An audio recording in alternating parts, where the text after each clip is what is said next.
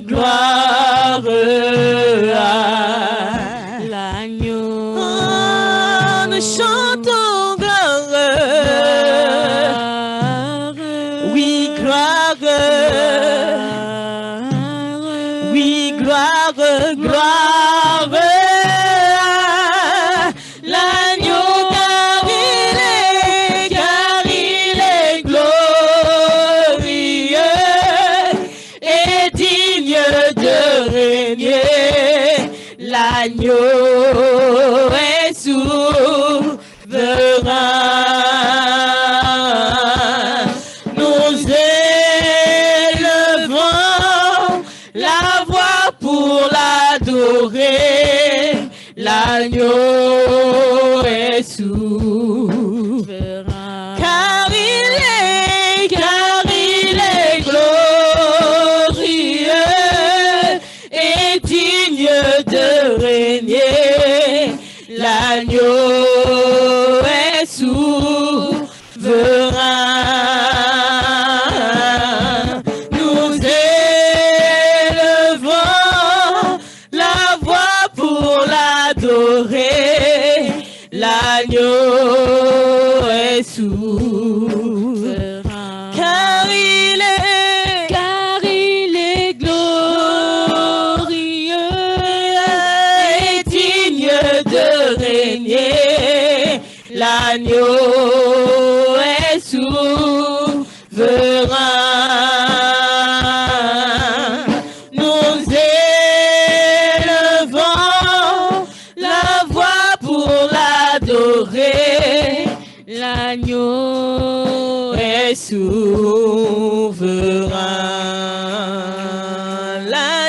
L'agneau est souverain. Il est souverain. L'agneau est souverain. Il est souverain, Jésus. L'agneau est souverain.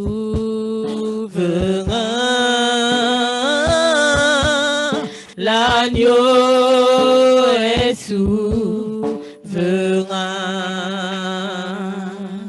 Dieu de gloire, je t'adore.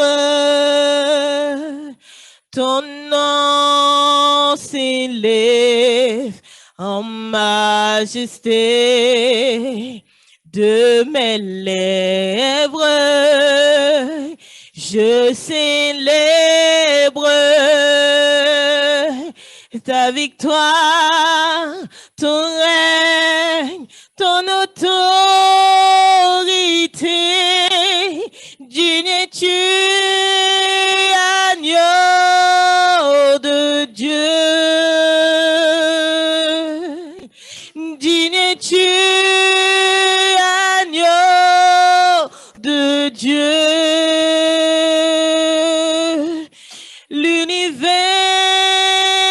entier proclame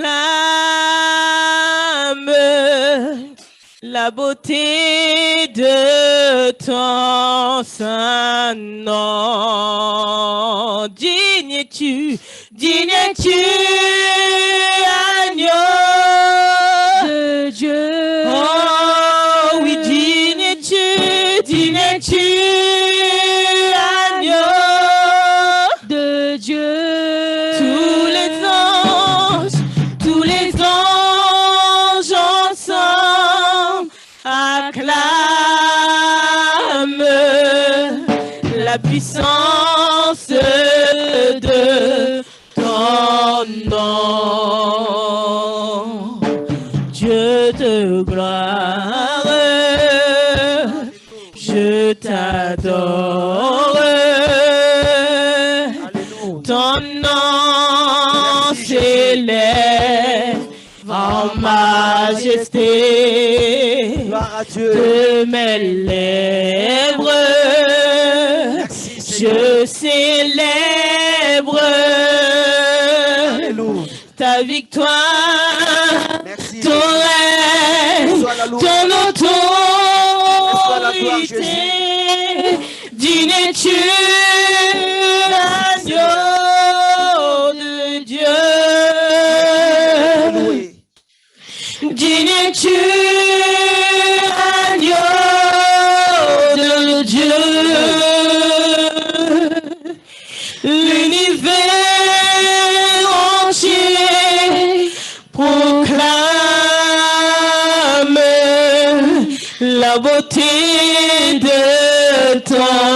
saint nom. Digne-tu, l'agneau de Dieu. Oh, oui, digne-tu,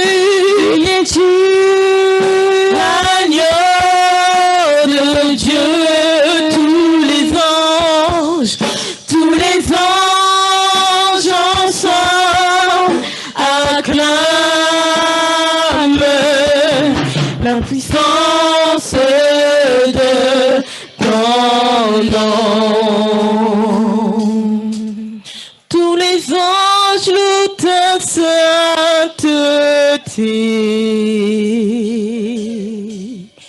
L'univers crie ta majesté.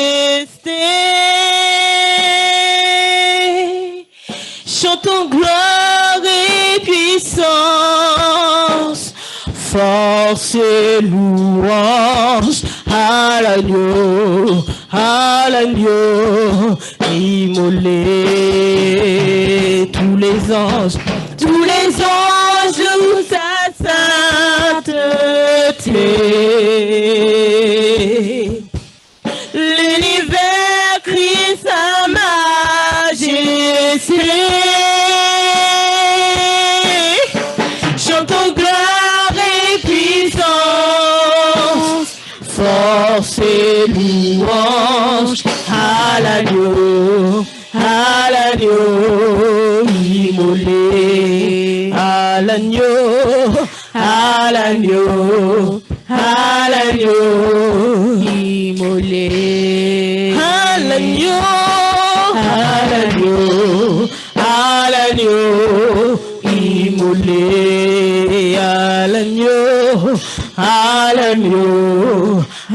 l'agneau immolé.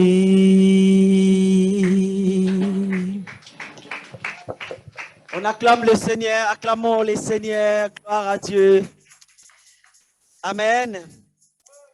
Je demanderai à notre sœur Minderline, aujourd'hui, elle ne peut pas nous aider à lire la Bible parce qu'on n'a personne pour surveiller les caméras, les vidéos. Donc, elle va se mettre pour surveiller les vidéos et nos caméras. Amen. Donc, je vais essayer de lire pour vous la Bible par la grâce de Dieu. Amen.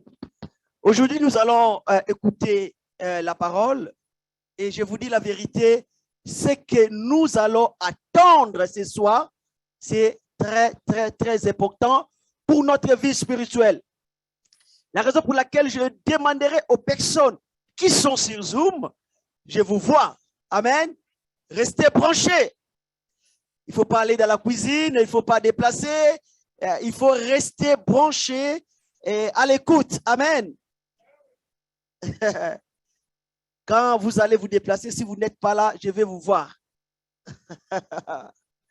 Donc, même si moi je ne vous vois pas, mais Dieu vous voit.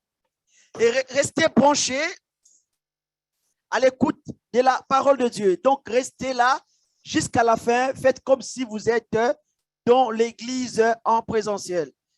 La raison pour laquelle c'est très important d'être en présentiel, comme la Bible dit, nous ne devons pas casser nos habitudes.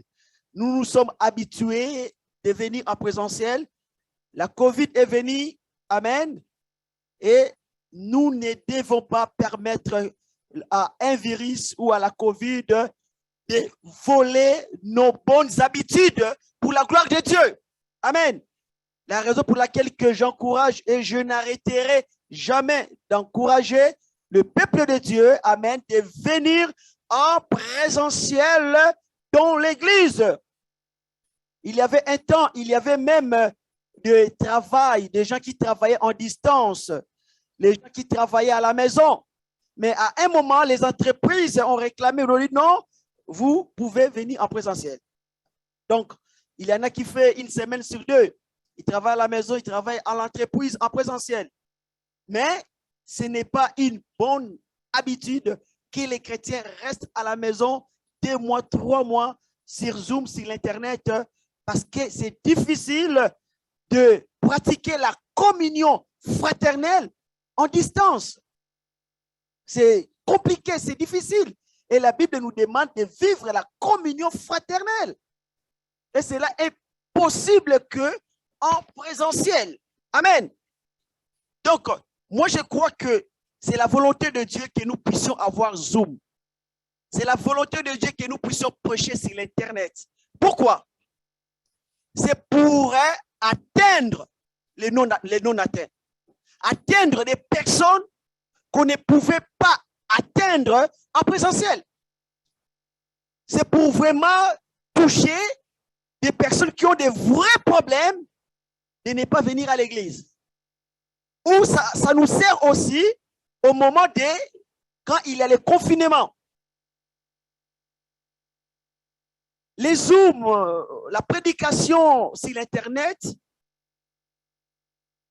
n'est pas là pour empêcher ou pour remplacer nos habitudes de venir en présentiel. Non. Si tu peux venir à l'église, la réunion en ligne n'est pas pour toi. La réunion en ligne est pour ceux qui ne peuvent pas vraiment venir à l'église. Est-ce que vous me comprenez?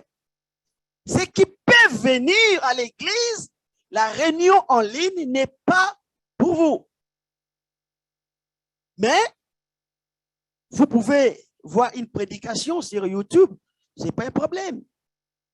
Mais vous ne pouvez pas continuer à faire votre culte en ligne. Si vous pouvez, vous avez toute la possibilité, les moyens de vous déplacer pour venir à l'église. Amen. Que Dieu vous bénisse. Amen. Je n'ai pas dit ça comme un jugement, mais je vous dis quelque chose qui est bien pour vous. Amen. Donc, je continue. Aujourd'hui, Dieu m'a fait grâce de parler sur un thème. Et c'est un thème très important. Certains d'entre vous, vous le savez déjà. Vous savez déjà de quoi les pasteurs vont parler ce soir. Qui peut me rappeler mon thème? Je vais parler comment éteindre le feu ardent du péché. Vous savez que le péché, c'est comme un feu qui brille dans nos cœurs. Un feu qui brille. Je ne parle pas d'un feu qui vous consume physiquement, mais je parle d'un très fort désir. Le péché, c'est un désir. C'est un désir. Un désir dans nos cœurs. Et qu'est-ce que la Bible parle de cela? Aujourd'hui, je ne suis pas là pour vous condamner, mais je suis là pour vous aider. Comment éteindre ces désirs? Le feu ardent du péché, c'est un désir intense. La Bible dit dans les livres, je vais lire d'abord dans les livres de Éphésiens, chapitre 6. Je lis à partir du verset 12 et je vais m'arrêter jusqu'au verset 16. Éphésiens, chapitre 6, verset 12 à 16. Le pasteur, vous savez, je fais tout ce qui est de mon possible pour avoir un bon accent, pour que les gens puissent bien comprendre ce que le pasteur veut vraiment dire. Amen. Gloire à Dieu. Donc, je lis la parole de Dieu dans les livres des Éphésiens, chapitre 6, verset 12 jusqu'au verset 13. Jusqu'au verset 16. La parole de Dieu dit ceci. Car nous n'avons pas à lutter contre la chair et le sang, mais contre les dominations, contre les autorités, contre les princes de ce monde des ténèbres, contre les esprits dans le lieu céleste. C'est pourquoi prenez toutes les armes de Dieu afin de pouvoir résister dans les mauvais jours. Tenir ferme après avoir tout surmonté. Amen. Répétez après moi, tenir ferme. Pouvoir de résister. Quelqu'un va dire, hé, pasteur. Donc, pour vaincre les péchés, dans ce contexte, je vois deux choses. Il faut avoir le pouvoir de résister. Amen. Répète, le pouvoir de résister. Et numéro 2, tenir ferme. Tenir ferme. Si vous avez ces deux choses, vous pouvez vaincre. Le pouvoir de résister. Beaucoup de chrétiens n'ont pas ce pouvoir de résister. Et quand le péché est à la porte, vous ne résistez pas et vous laissez entrer le péché. La Bible dit il faut tenir ferme. Donc, c'est-à-dire quand le péché est dans votre porte, qu'est-ce que vous allez faire?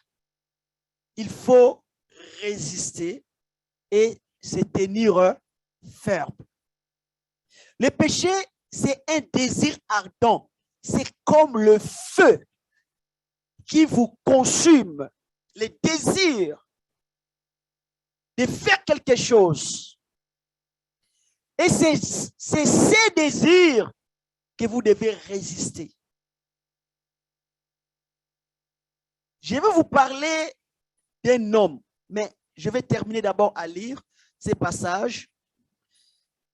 Donc, 13, c'est pourquoi prenez toutes les armes de Dieu afin de pouvoir résister dans les mauvais jours et tenir ferme après avoir tout surmonté.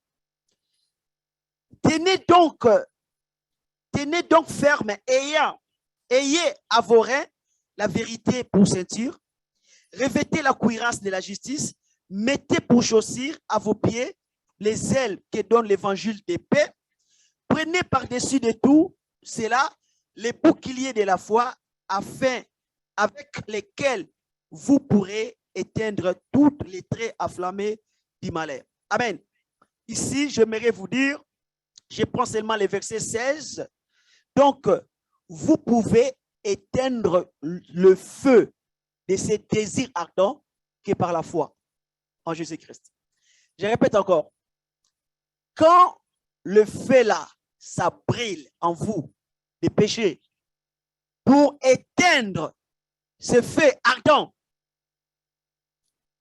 vous pouvez l'éteindre que par la foi en Jésus-Christ. Amen. Alléluia.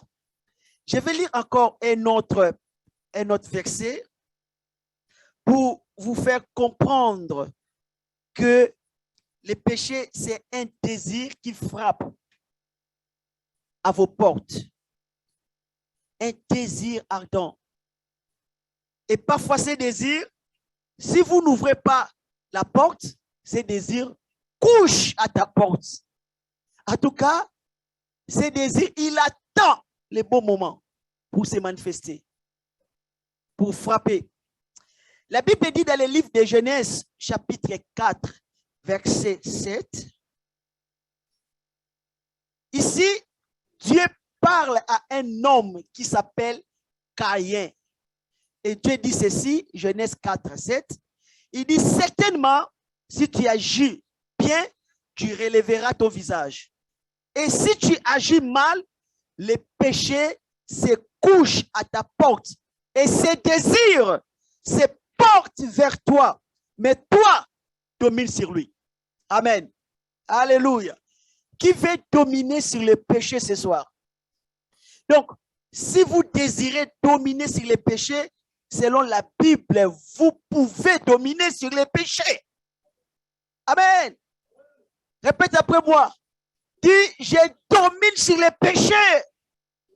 Je domine sur la fornication. Je domine sur l'adultère. Je domine domine sur les mensonges. Je domine sur la calomnie. Je domine sur les péchés sexuels. Est-ce que quelqu'un veut dire, hé, pasteur, ah, tu peux dominer. Bien aimé, vous savez que quand nous marchons avec le Seigneur nous amène dans un niveau où je peux dire, ça devient impossible de pécher. Parce que le Seigneur t'amène dans un niveau où tu dépasses tout désir humain, tout sentiment humain. Donc, c'est impossible que le péché puisse t'atteindre à ce niveau-là. Amen. Et qui veut que le Seigneur l'amène dans ce niveau ce soir? Amen. Il va le faire. Amen. Donc, Caïn avait la jalousie dans son cœur. Pourquoi la jalousie? Parce que Dieu avait accepté l'offrande de son petit frère et son offrande a été rejetée. Et dans son cœur, il y avait le feu ardent de la jalousie contre son frère. Et Dieu a vu que Caïn était empoisonné par la jalousie, par la colère, par le mauvais désir de tuer son frère. Dieu dit, Caïn, si tu agis bien, tu relèveras ta tête. Le péché se couche à ta porte. Mais écoute, mon fils Caïn, tu peux dominer ce péché. Lève-toi, relève ta tête et domine. Le péché était là. Malgré Dieu a donné la parole à Caïn, mais le péché était toujours là. La Bible dit le péché était couché assis et le péché attendait les bons moments pour prendre Caïn. Je vais te dire que toi qui me suis en présentiel ou en ligne, le péché couche à ta porte. Le péché est là à ta porte. À la porte de ton cœur, il essaye de frapper pour entrer. Et la Bible dit, Dieu dira encore à Caïn, Dieu a dit, ses désirs se portent vers toi. Donc, c'est-à-dire, quand le péché est couché à ta porte, le péché vient avec ses désirs. C'est ce que j'appelle le feu ardent. Bien-aimé, je ne sais pas si tu as déjà un jour vécu ces moments-là dans ton cœur, il y a le feu ardent, un désir intense de faire quelque chose. Est-ce que tu peux résister? Le péché était là, les désirs étaient là, le feu était là. Que dois-je faire si je suis dans un niveau où j'ai des désirs intenses? Tu peux les dominer. Amen. Comme Dieu a dit à Caïn, mais toi, mon fils, ma fille, domine sur lui, domine sur lui, domine sur les péchés. Tu peux dominer sur les péchés. Ne te laisse pas faire. Amen. Vous savez que les péchés habitent dans notre chair, dans notre âme. Parce que quand notre âme s'associe avec notre corps, on a des désirs de la chair. De notre esprit, Dieu est là, le Saint-Esprit est là.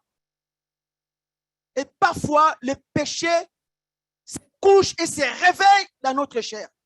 Et à ce moment-là, on a des désirs intenses. Le feu commence à brûler. Ça peut être la colère. Ça peut être la sexualité. Ça peut être les mensonges. Ça peut être une envie d'appeler quelqu'un pour calomnier. Est-ce que vous savez qu'il y a des gens, si il ne passe pas la journée pour critiquer, calomnier quelqu'un, il ne dort pas. Il ne dort pas. Donc, c'est-à-dire que pour qu'il soit tranquille, il faut qu'il appelle quelqu'un pour critiquer une personne. Mais c'est le feu ardent du péché que tu dois dominer. La Bible dit que d'autres personnes, ils ont des magasins, c'est-à-dire que ça gratte. Il faut appeler quelqu'un, il faut appeler quelqu'un, il faut critiquer, il faut appeler quelqu'un. Regarde la journée va passer, tu n'as pas critiqué. Il faut le faire. C'est comme un feu qui te pousse à prendre ton téléphone pour critiquer, parler mal de quelqu'un. C'est le feu ardent du péché. Chacun a une faiblesse dans sa chair. Je ne parle pas dans l'esprit, je parle d'une faiblesse dans sa chair. Ta faiblesse n'est pas forcément ma faiblesse. Il y en a qui ont la faiblesse sur l'argent. Donc, c'est-à-dire que son problème n'est pas la sexualité, mais lui, c'est l'argent. Il aime tellement l'argent et il est capable de mentir à cause de l'argent. Il y en a, ils n'ont pas de problème avec l'argent, mais leur problème, c'est les boissons. Donc, c'est-à-dire qu'il peut résister contre une femme, il peut résister contre l'amour de l'argent, mais la bière, le whisky, les boissons, il ne résiste pas. Il y en a, ça peut être les mensonges, la calomnie, les critiques. Il y en a qui ont des convoitises. Ce soir, Dieu est en train de te parler. Domine sur lui. Domine sur lui. Tu peux dominer sur lui. Tu peux dominer sur les péchés. Tu peux dominer sur les mensonges. Tu peux dominer sur la calomnie. Tu peux dominer sur les critiques. Tu peux dominer sur les péchés sexuels. Tu peux dominer. Car Dieu dit, toi, mon fils, toi, ma fille, vous, mes enfants, dominez. Amen. Dis, je dois dominer. Je dois dominer sur mes faiblesses. Alléluia. Jacques, chapitre 1, verset 12, jusqu'au verset 17. J'aimerais lire la parole de Dieu. Jacques, chapitre 1, verset 12 à 17. Jacques dit ceci. Amen. Vous connaissez Jacques? Amen. Je lis. Heureux l'homme qui supporte patiemment la tentation, car après avoir été éprouvé, il recevra la couronne de vie que le Seigneur a promis à ceux qui l'aiment. Amen. La tentation est inévitable. La tentation est inévitable. On ne peut pas éviter la tentation. Même Jésus était tenté, vrai ou faux? Le diable était venu tenter Jésus. Et quand est-ce que le diable était venu tenter Jésus? La Bible dit quand Jésus avait un désir intense qu'on appelle la faim. Vous savez, le diable va vous tenter, c'est lorsque vous avez faim de faire quelque chose. Lorsque vous avez un désir. Vous savez, quand vous commencez à désirer un homme, le diable va vous préparer un homme pour commettre la fornication et l'adultère. Quand vous désirez une femme, le diable va vous tenter que par une femme. Quand vous désirez l'argent, il va vous tenter sur l'argent. Quand vous désirez, vous avez envie de critiquer, il vous donnera des sujets à critiquer. Il vous donnera même un livre avec des noms. Chapitre 1, tu vas critiquer Antoine. Chapitre 2, André. Il vous donnera toujours des personnes. Il va vous montrer, même dans l'église, des choses à critiquer. Vous savez, il y a d'autres personnes, parfois, ils arrivent dans l'église, ils ne trouvent rien à critiquer, mais le diable dit, non, regarde la cravate du pasteur. Et il commence à critiquer la cravate du pasteur. Donc, il faut que tu critiques. Et Jésus avait fait. Et au moment où Jésus avait fait, le diable lui dit, prends cette pierre, transforme cette pierre en pain. C'est quand Jésus avait fait. Donc, c'est-à-dire que quand tu vas commencer à éprouver des désirs intenses, que j'appelle le feu va commencer à brûler, le diable ne manquera pas cette occasion de venir. Dis, hé, pasteur, oui, c'est vrai. Quand tu commences à prouver des désirs, ça peut être la colère, ça peut être une femme, un homme, ça peut être la calomnie, envie de critiquer. Le diable ne manquera pas cette occasion de venir, de vous donner une opportunité à pécher. Ce qu'on appelle la tentation, c'est inévitable. Mais il y a des chrétiens qui résistent et il y en a qui tombent. Quand la tentation était vers Ève, elle a tombé. Joseph, elle a reçu. Jésus, elle a gagné. Judas Iscariote, il est tombé. Pierre, il a renié Jésus. Est-ce que vous comprenez? Donc, il y en a qui résistent, il y en a qui tombent. Bien-aimés, vous allez remarquer que ceux qui résistent, c'est ceux qui appliquent la parole de Dieu. Alléluia. Et je continue à lire la parole de Dieu. Que personne, lorsqu'il est tenté, ne dise, c'est Dieu qui me tente. Car Dieu ne peut être tenté par le mal, il ne tente lui-même personne, mais chacun est tenté quand il est attiré. Répète après moi, chacun est tenté quand il est attiré et amorcé par sa propre convoitise. Ici, si ces paroles, Dieu innocente les diables. Dieu a dit que non, ce n'est pas le diable, c'est vous. Dieu dit, ce n'est pas le diable. Parce qu'il y avait une personne qu'elle avait tombé dans l'adultère. Quand je lui ai parlé pour donner une sanction, pour dire que ce que tu as fait, ce n'est pas bien, et la personne me dit, pasteur Nabié, je pense que c'est Dieu qui m'a conduit sur ce chemin pour m'enseigner. Hé, pasteur! Pour m'enseigner. C'est Dieu qui m'a conduit sur ce chemin pour m'apprendre, pour faire de moi une personne humble. Ah! Dieu ne peut pas t'enseigner dans les péchés. Hey, c'est faux. Accepter que, pasteur, j'ai eu des désirs. Là, je te crois. Pasteur, j'ai eu des désirs. J'étais brûlé dans mon cœur. Je ne pouvais pas me retenir. Mais ne me dis pas que c'est Dieu. La Bible dit, Dieu ne peut pas nous tenter. Répète après moi. Dieu ne peut pas nous tenter en mal. Dieu ne tente personne. Donc, quand tu tombes dans les péchés, accepte la responsabilité. Parce que Dieu te dit, toi, domine sur lui. Alors, si tu n'arrives pas à dominer, ce n'est pas Dieu, c'est toi le problème. Ce n'est même pas le diable. Le seul coupable, c'est toi. Parce que Dieu dit, dans ce passage 14, mais chacun est tenté quand il est attiré, amorcé par sa propre convoitise. Donc, le diable n'est même pas là. La raison pour laquelle quelqu'un m'avait dit, un jour, le diable était triste en dehors du paradis. Et Dieu a vu le diable. Il a dit, monsieur le diable, mon créature, pourquoi tu es triste?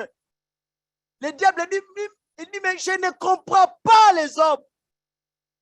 Quand il y a quelque chose qui se passe, il dit toujours, c'est moi.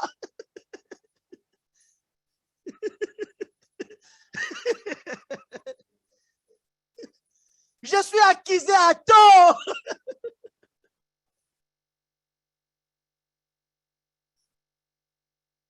On me donne la responsabilité sur des choses que je ne suis pas responsable.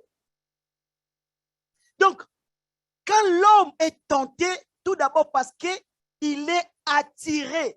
Il est attiré. La Bible dit amorcé par sa propre convoitise. Amen. Donc, attiré, amorcé, le mot amorcé signifie aussi les désirs. Il est attiré par les désirs. Quand il désire quelque chose, plus que Dieu. Et la parole de Dieu continue. Puis la convoitise, lorsqu'elle a conçu, affate le péché. Et le péché étant consommé, produit la mort. Vous voyez là, le processus? Donc, le diable n'est là que, il n'est là que pour te séduire. Mais la convoitise vient d'abord dans ton cœur parce qu'il y a une partie de toi qu'on appelle la chair et la convoitise est dans ta chair.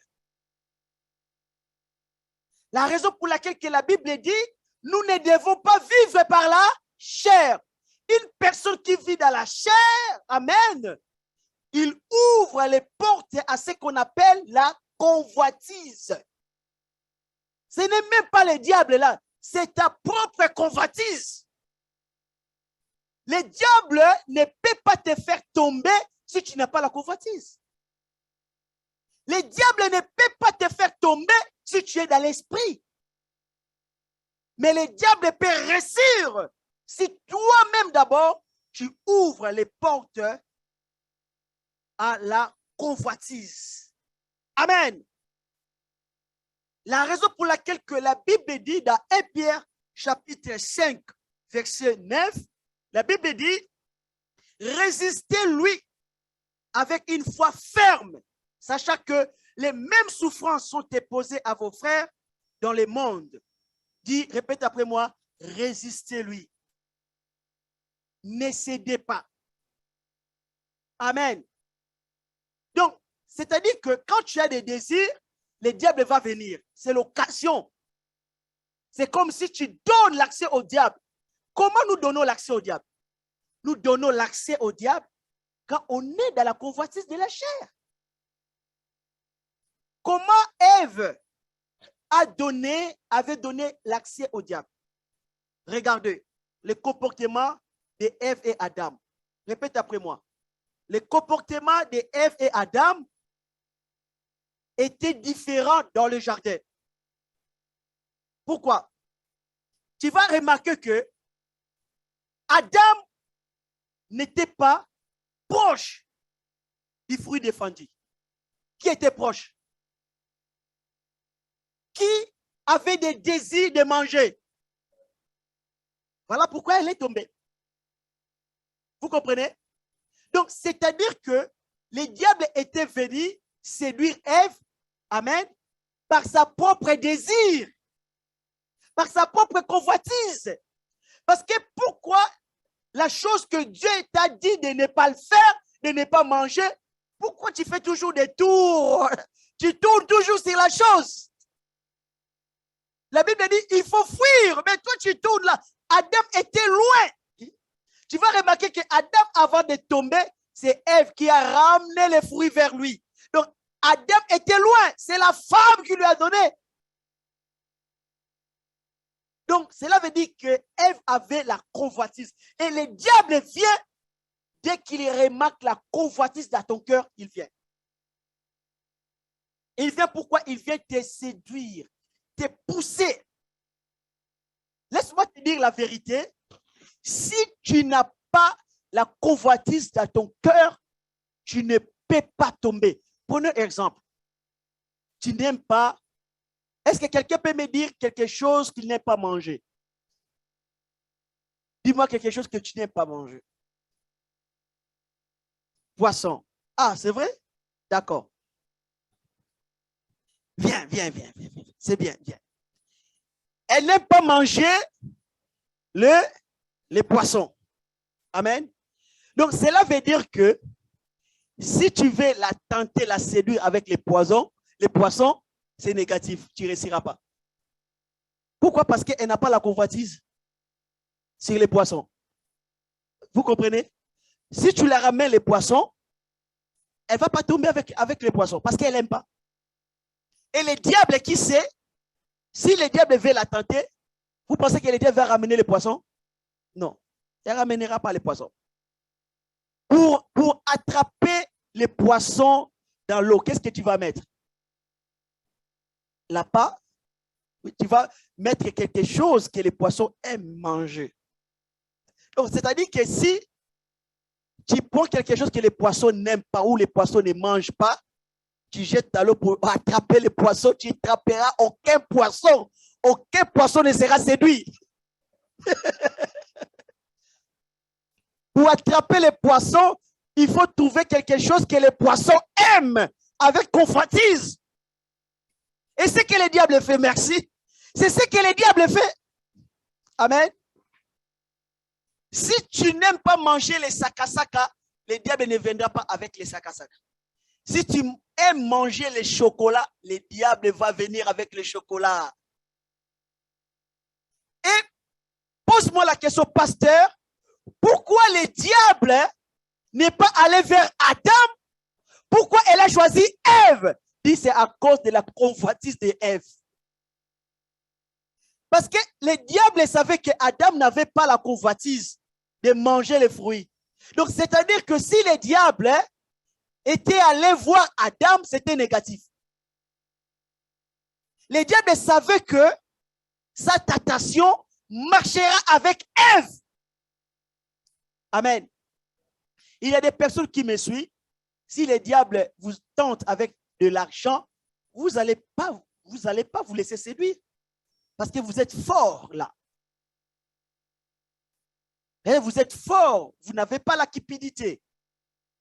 Mais le diable va choisir. Il va dire peut-être c'est la colère. Tu peux réussir à gagner le diable à toutes les batailles, mais il n'y a qu'une seule bataille que lui va te prendre. La colère. Et vous savez ce qu'il va faire? Il va pousser les gens à faire des choses que vous n'aimez pas. Vous comprenez? Il peut utiliser même votre fils, votre maman, votre papa, un frère de l'église, un pasteur, peu importe la personne que le diable va trouver faible, il va l'utiliser. La personne va toucher les points que vous n'aimez pas pour vous mettre en colère. Vous comprenez? Et là, vous devez, la Bible dit, vous devez résister. Vous devez résister. Et vous devez comprendre que ça, c'est le diable. Parce que d'abord, si vous discernez, vous avez un bon discernement, vous savez que ça, c'est le diable. Ça va vous aider à ne pas vous laisser. Amen.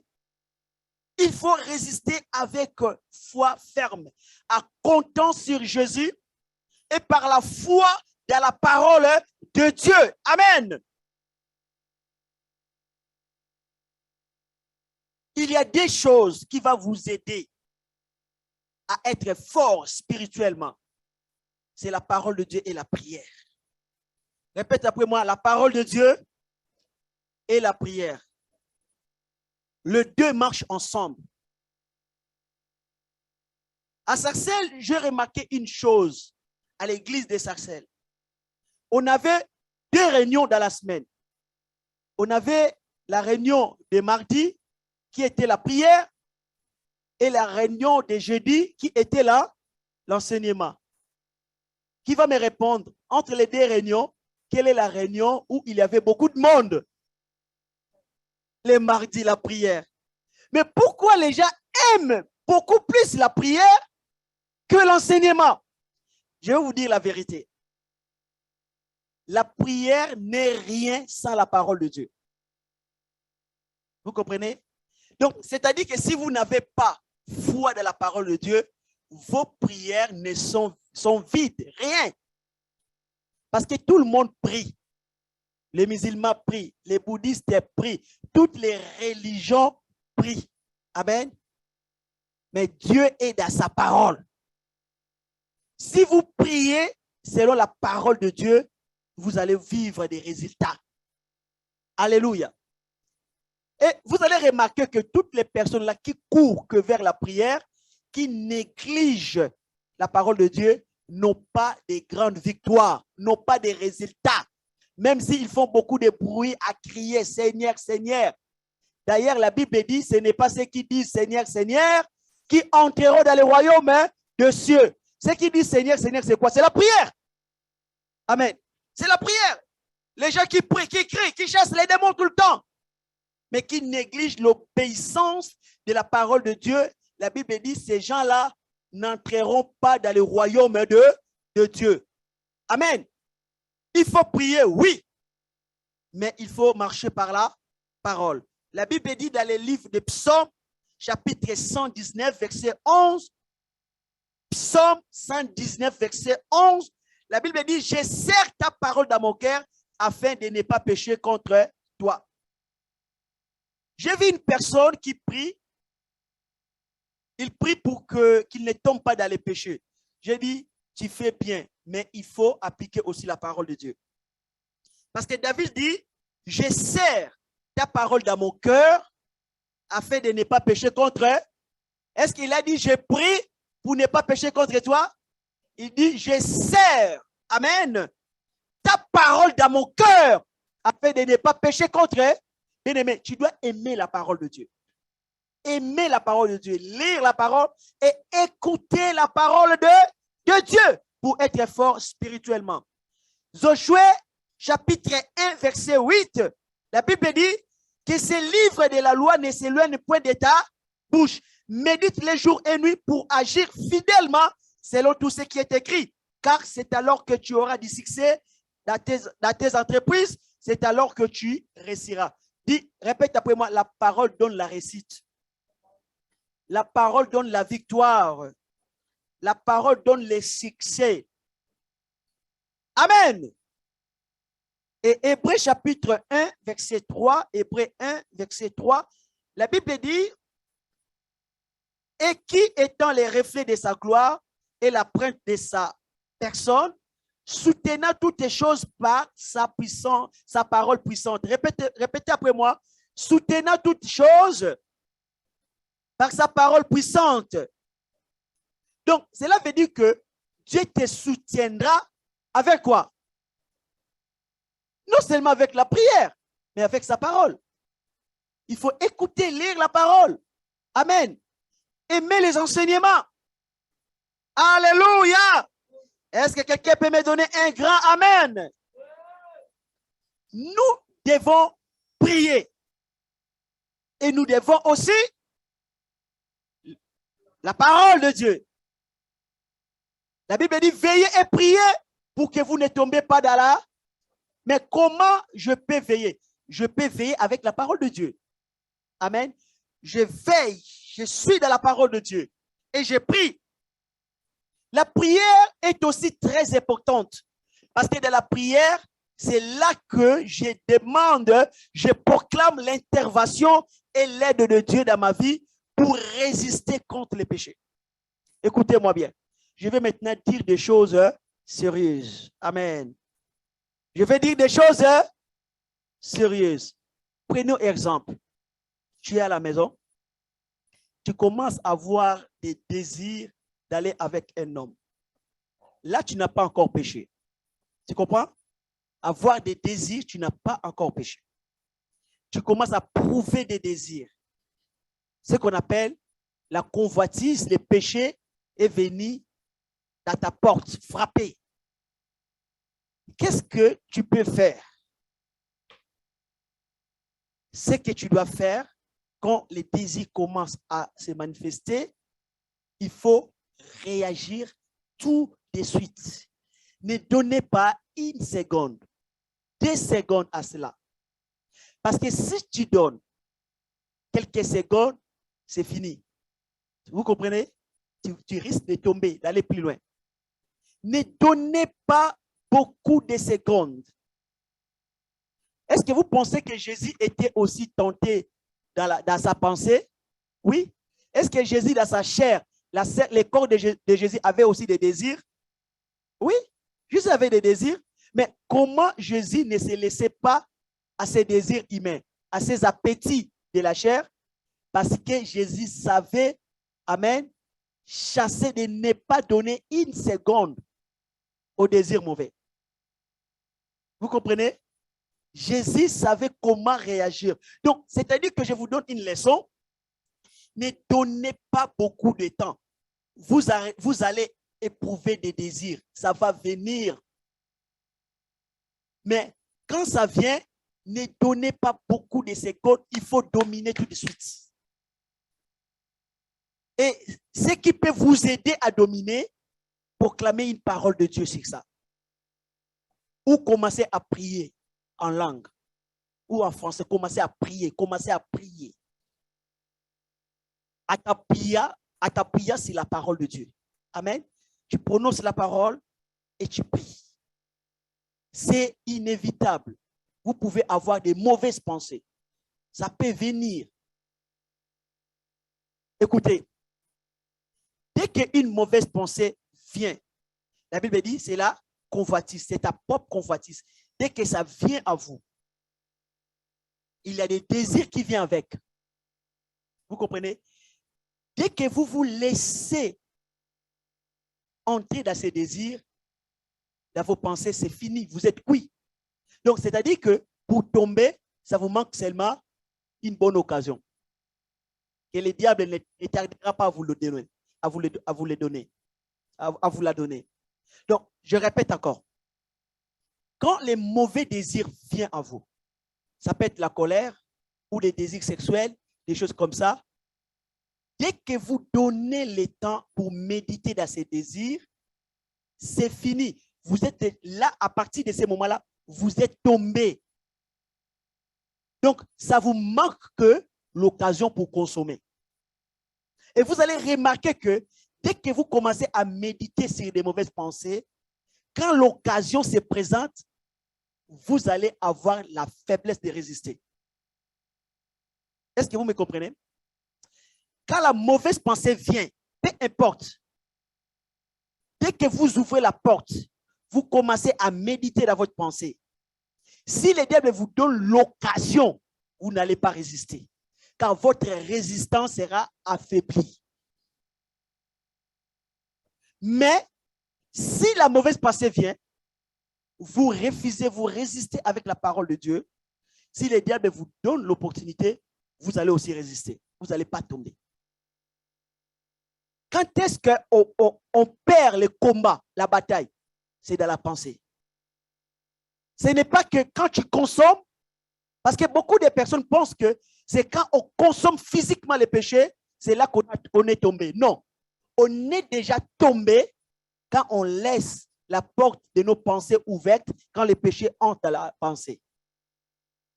Donc, le champ de bataille, c'est la pensée. Si déjà dans la pensée, pourquoi Caïn était tombé? Parce que Caïn commençait déjà à méditer les mauvaises pensées. Caïn était déjà dans la mauvaise pensée. La raison pour laquelle, quand le diable lui a donné l'opportunité, il dit, voilà, maintenant ton frère et soeur, tu as le couteau, allez-y. Il n'a pas résisté. Ève est tombée parce que lisez bien la Bible, vous allez comprendre que la Bible dit que la femme a vu que l'arbre était précieux. Donc, c'est-à-dire que Ève voyait déjà le péché était précieux pour elle. Et quand le diable lui a donné l'opportunité, elle n'a pas résisté. Amen. Vous comprenez? Pourquoi Joseph n'est pas tombé dans le péché? Tandis que Joseph a reçu une très belle occasion. Le patron n'était pas là. Seul à seul, phare à phare avec la femme. Personne ne voit. Elle pouvait dire, gloire à Dieu, quelle belle opportunité. Mais comme ses sentiments n'étaient pas en Joseph, il a résisté.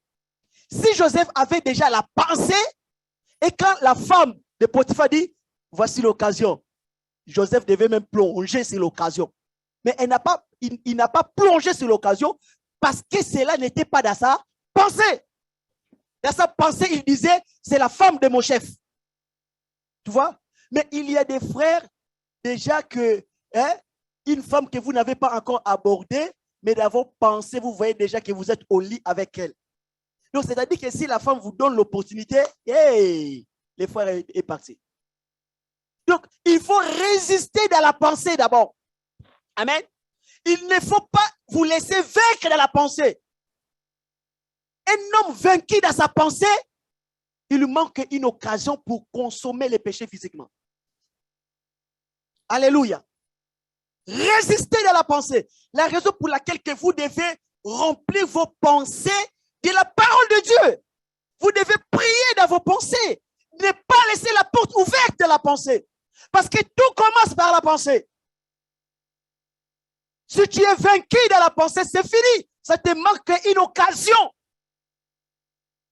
Et toutes les personnes qui ont, prenez exemple que je commence à méditer les mauvaises pensées sur Joël, mon frère. Quand je vois Joël, j'ai déjà des mauvaises pensées. Vous comprenez? Mon cœur est déjà rempli de mauvaises pensées. Ça me manque une occasion pour la massacrer. Donc, ça veut dire que le jour où frère Joël va faire un petit truc, je vais tout vomir, tout ce que j'ai déjà dans la pensée contre lui. Vous comprenez?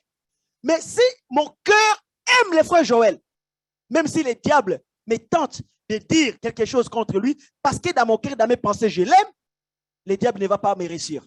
Il ne va pas réussir. Amen. Donc, c'est-à-dire que vous devez résister avec les désirs qui viennent dans vos pensées. Et si vous ne résistez pas dans la pensée, vous méditez que des mauvaises choses dans la pensée, bien aimé, quand la tentation va venir, quand le diable va vous donner l'opportunité, vous allez tomber. Ce n'est pas que vous êtes tombé les jours où vous êtes passé dans l'action, mais vous étiez déjà tombé depuis longtemps. Donc, c'est-à-dire, le diable, il voit déjà dans la pensée de l'homme. Parce qu'il te tente, il te surveille, il enquête autour de toi. Il voit déjà que tu as des penchants sur quelque chose. Donc, tu as déjà des penchants, tu as déjà des désirs sur quelque chose. Il va travailler des circonstances. Vous comprenez? Il va travailler quoi? Les circonstances pour te donner des occasions et des opportunités pour que tu consommes les péchés. Parce que beaucoup de personnes se rendent coupables les jours où ils consomment les péchés. Laissez-moi vous dire, vous êtes déjà coupable déjà les jours où vous avez laissé vos pensées ouvertes, vous commencez, les jours où vous avez commencé à méditer sur la mauvaise chose, c'est là que vous êtes déjà coupable. Jésus disait aux hommes, même aux femmes aussi, il dit, c'est lui qui regarde une femme pour la convoiter, il est déjà tombé. Il est déjà tombé. Toi, tu attends de passer par l'action pour tomber, mais Jésus dit, quand déjà tu regardes déjà avec la convoitise, tu la convoites déjà. Tu les regardes, tu dis, oh Seigneur, si elle était à moi, déjà, tu es parti. Tu commences déjà à la convoiter, tu es parti. Et là, les jours où le diable te donnera l'opportunité, bien aimé, tu ne résisteras pas. Donc, ça faiblit la résistance. Amen. Vous devez rendre votre résistance forte. Mais comment? À ne pas méditer sur les mauvaises choses. Je vais appeler le groupe de louanges. Nous allons chanter un chant et je prierai pour vous. Amen. Alléluia. Et j'aimerais vous dire que Dieu n'expose pas les gens. Dieu n'expose pas son peuple. Amen. Dieu n'expose pas. Même si vous avez péché beaucoup, Dieu ne va pas vous exposer. Et Dieu ne va pas utiliser. La raison pour laquelle que moi, à Gage, si quelqu'un s'élève pour dire Jésus m'a montré frère Joël, il m'a montré tu es dans les péchés, tu as couché avec moi. Je vais l'arrêter, je vais dire ce n'est pas Dieu.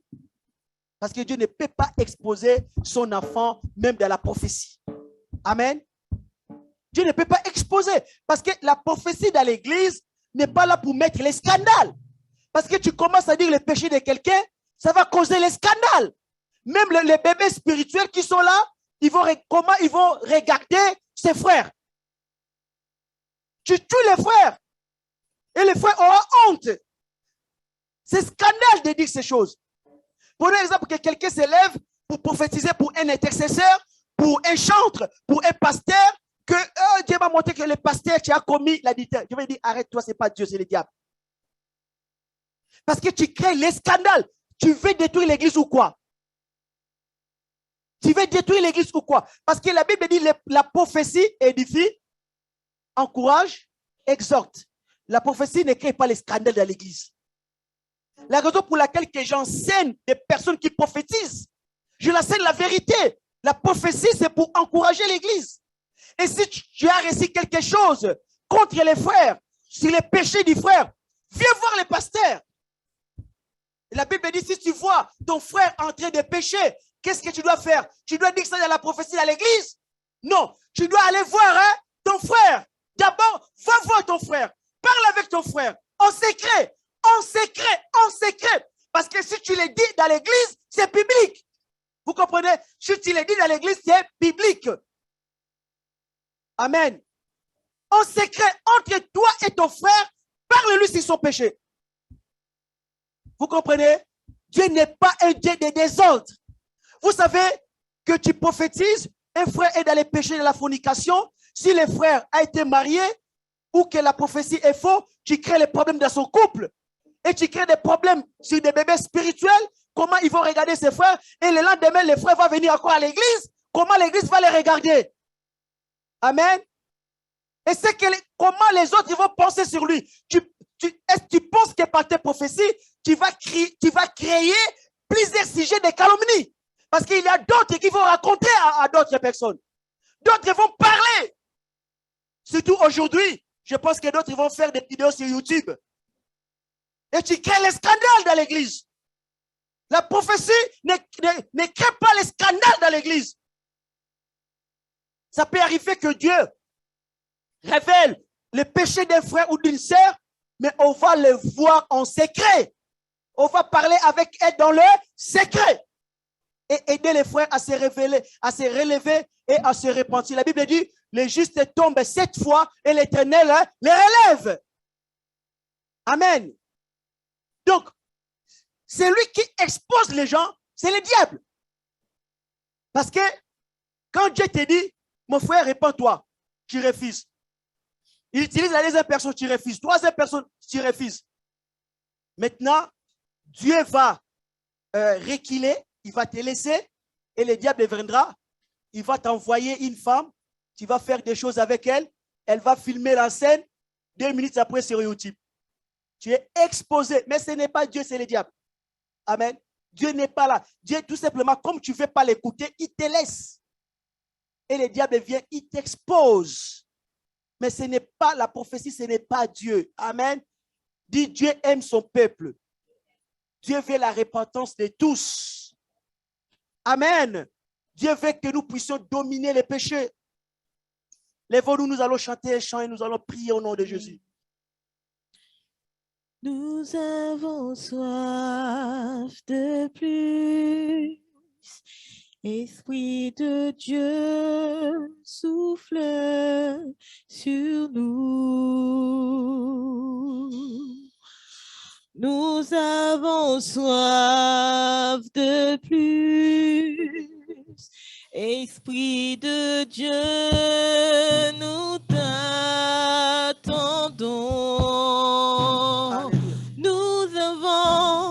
Nous avons soif de plus, Esprit de Dieu, nous t'attendons. Oh, nous avons soif de plus, Esprit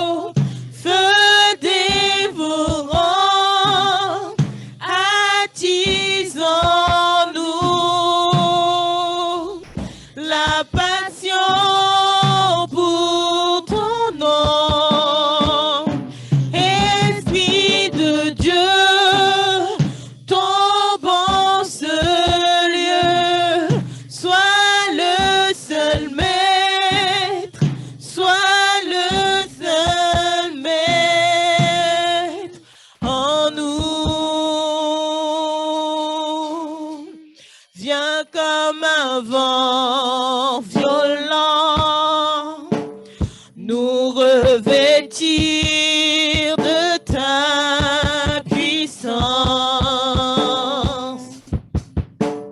Délivre les captifs, libère-nous pour te louer. Seigneur, envoie ta gloire.